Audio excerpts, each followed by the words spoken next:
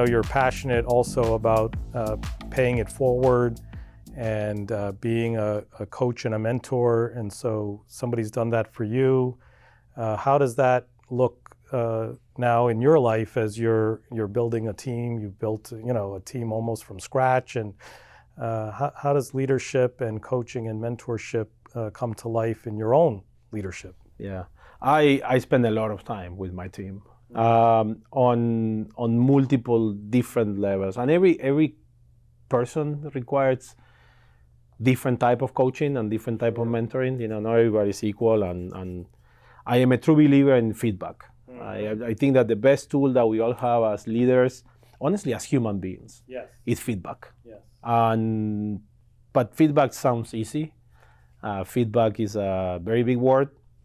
Giving true, real, candid feedback is not easy. Yeah. You have to do it at the right time.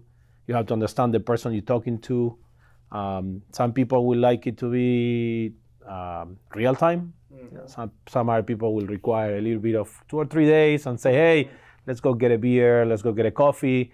Let me tell you something I saw. Let me tell you something that I believe you could do better, or use the right words, because you want to influence that person to become better, right? Mm-hmm. And if you want to be better, you need some data points. And feedback is probably the best tool you have to give somebody some data points. Yeah. It's a lot of it's incredible how many people go through careers and they never get it. Yeah. They never get it. And I think that when you are able to receive it and process it properly, which is not easy, because the feedback sometimes is usually hard. It's because most of the folks don't expect it, and they don't see it, and people get kind of disappointed that you don't see it yourself. Right. But if you can leave that behind and you can focus on, okay, fine, people are seeing it differently from what I see it. It's okay, great, it's a data point, thank you. Then you can grow. Then you can develop yourself. Then you can go to another. It's an art to give the feedback. It's an art to receive the feedback, and it's an art to be able to let go. And I think it's exactly right. As leaders, we have to get comfortable having those uncomfortable conversations. It's the best thing for the individual, for the organization, and it's not easy, but it takes a lot of work and practice. Everyone, you mentioned your family and your children, so everyone who has children, and I know myself, I learned a lot about leadership through my kids. Anything you can share that your children have taught you about leadership and makes you who you are today? I can tell you that I think I'm a better leader. I give better feedback. I have better feedback sessions when I'm at work than I'm at home. Home is a tough one. My kids are becoming teenagers, like I said. Having those conversations is becoming tougher and tougher and tougher, and getting that reception on the other side. I think that what my kids have taught me in the last recent years, when you can start having a more in-depth conversations, is you gotta learn to be more patient. Yeah, you gotta give them their time. They will receive the message, and it will take a little bit of time to process. And you can apply some of those things around patience and giving people a little bit of leeway to adjust. You can bring that back to work, and I think I brought that specifically the giving people a little bit of time to act upon the feedback. In my previous years in life, I would have been a little bit more direct, more impatient. Yes. But I think it has made me a better leader, just to be able to be a little bit more patient sometimes, and understand that there might be other factors on that particular person to act upon the feedback. And if it requires 2 or 3 sessions to, like with my kids, you gotta tell your kids 3, 4, 5 times the same thing until they actually start to get it. And in real life, we're all humans, So sometimes that message needs to be said multiple times. Repetition is a great tool. So I try to use that at home and at work. Well, shifting to a bit more of a challenging topic, I know that you lost your father recently.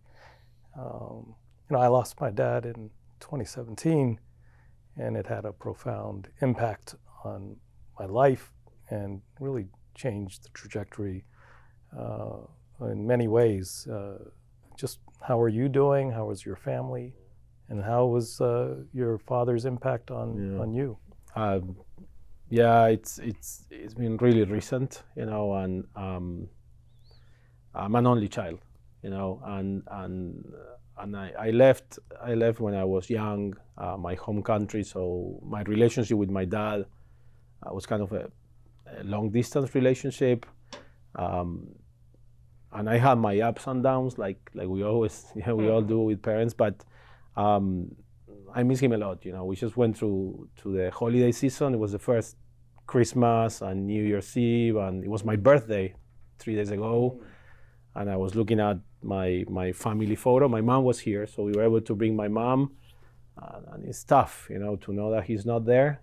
And, you know, and maybe because it's recent or not, but I still have flashes on moments and situations that we lived together. So it's sad, you know, it's tough. My dad was a mix of, so he started his career, he studied psychology. So he went to school, he did psychology as a career, and halfway through the career he said, okay, I don't want to do that anymore, I'm gonna switch to marketing.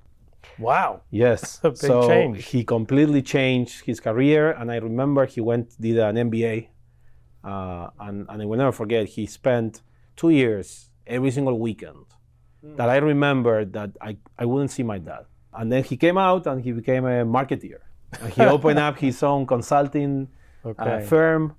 And you know what, that's one of the things that you grab in life, you know, the hard work that my dad did, and how he decided to, like, I don't think I could ever do that. I always remember those moments, you know, and